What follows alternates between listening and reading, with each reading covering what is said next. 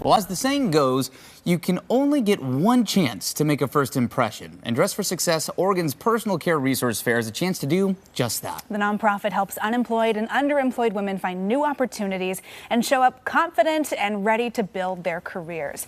Lindsey Norlander is the executive director of Dress for Success Oregon. She's here with Amber Fowler, executive director of the Dental Foundation of Oregon, and photographer Jennifer Lloyd. Thank you all for being here this morning. Thank you for having us. This is such a wonderful service and a wonderful partnership that you've all come together on to support women in our community at a really awesome event this weekend. So before we get into the personal care resource fair, Lindsey, I want to first kind of start with what's at the heart and the mission of Dress for Success, and that is the gender wage gap, the pink tax, and a lot of barriers that women face getting into full employment. Absolutely. That's what I think is so special about Dress for Success is we're really looking at what is coming up for women and gender expansive folks and meeting that head on and addressing the needs. So our goal is that women and gender expansive people have the tools and resources to become economically self-sufficient and really make choices that are best for them and their families. Well, we talk about the pay gap, and it's kind of become almost a white noise buzzword because it gets talked about so much, but let's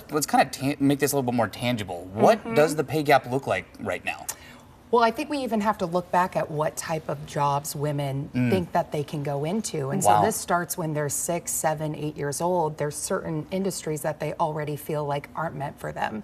And so you think of the long-term trajectory of that, what type of industries they go into, and then knowing that the wage gap is more than just based on gender, it's based on race, it's based on how many kids you have, and really what's the long-term effect of that. It's millions of dollars through a lifetime. And then you layer onto that things like getting ready for a job interview, showing up successfully in the office, and some of the extra barriers that women have to go through. It's very exaggerated in like TV news. We joke about it all the time, right? The hair, the makeup, the things that oftentimes... We have a very different pre-show right? process. That women do to get ready, that are just some of these social norms that can kind of, you know, add some of that weight to what we go through. And so that's what we're trying to tackle at this year's Personal Care Resource Fair. So tell us about what's coming up. Yeah, absolutely. We host this resource fair. It's our 5th annual, and it's to address the pink tax. We know that resources and products targeted for women are typically on average about 13 to 15% higher, even at the Dollar Tree. Wow. And so when we think again about that in conjunction with the wage gap, it's thousands of dollars a year. And so part of our mission is to address that for women annually so that they don't have to worry about it when they're going into their jobs, when they're going into their interviews. Yeah, on a smaller scale, you know, my girlfriend got some perfume, and I had this moment where it was like, wait, it was how much? Right. You know, and I was like... A little more than your body spray? Yeah, it is. Yeah, by quite a bit. It can be, yeah. No, it is fascinating to bring up. And then, Amber, on the dental side, too, you know, personal care, it can be a barrier. So why are you involved in this? Well, we're very excited. The Dental Foundation is the 40-year-old organization as part of the Oregon Dental Association. And Jennifer connected me with Lindsey a couple of months ago, and we realized that the women, as they are the individuals and the clients that they serve, as well as their children, they need to be healthy and have great opportunities, especially if mom is out looking for a career opportunity. And our tooth taxi program has spent the entire week with Dress for Success and been providing services with cavities, replacing filling cavities, and doing, you know, just good overall dental care exams and things of that nature. And so that puts the ladies and the individuals and the clients into opportunities, feeling confident about their appearance. And we are a social media driven entity, our world, and you want to be where others are. And so if you have a good smile and feel confident, you are truly a full participant in our society.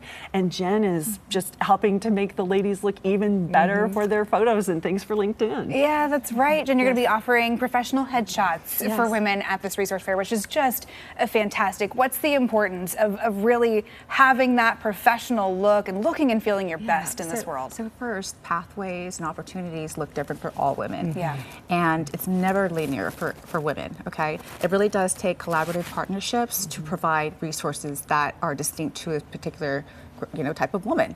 And providing headshots is an excellent impact because you don't think about the cost behind getting a professional headshot. You think about when you're navigating and researching for a job, you have to be marketable, right? And you are putting your photo on social media, you're on LinkedIn, you're trying to find leads and opportunities. So providing headshots is a great way to help a woman just really find her success and yes, and provide for her family. Is there a confidence factor that goes in with that too? You know, like, oh, I have this professional headshot, I have this resume that looks a certain way. Yes, yes. You want your employers or someone who's looking for a potential candidate to find trust in you, to feel like that you're capable. So having a professional headshot really does set the precedence for that job. Yeah, and I know, Jennifer, this nonprofit is very close to your heart. Yes. Tell us a little bit about that. Yes, so I grew up from immigrant parents and I understand the disparities firsthand.